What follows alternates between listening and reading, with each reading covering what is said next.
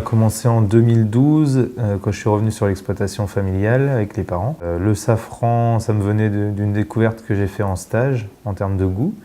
Et on a essayé, ça a plutôt bien fonctionné, donc on est parti dans l'aventure. Le safran, c'est issu d'un petit crocus, mais c'est le seul crocus qui a un cycle inversé. Il marche à l'envers des autres. On plante les bulbes l'été, et dès le début de l'automne, au mois d'octobre, quand les températures baissent, les fleurs sortent, on les cueille.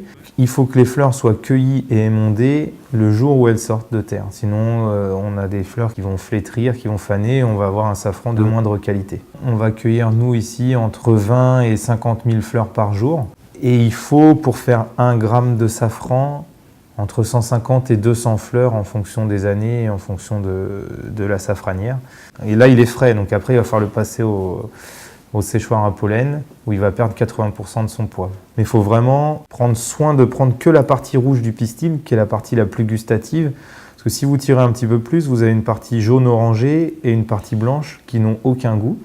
Ça fait du volume, mais pas d'arôme. Et comme après, on travaille avec des restaurateurs, des traiteurs, on veut leur apporter vraiment le maximum de qualité. Ils sont prêts à payer un petit peu plus cher pour cette qualité, mais il faut qu'elle soit au rendez-vous. On est arrivé dans la signature C'est du Centre par contact et toujours pour enrichir notre réseau de partenaires, aussi bien pour travailler avec le safran que pour avoir des idées de valorisation, des réseaux, des débouchés. Et en fait, tous ces réseaux, c'est des catalyseurs pour nous. Ça permet d'accélérer des partenariats, des ventes, des distributions et d'innover aussi. Ça permet d'avoir de nouvelles idées.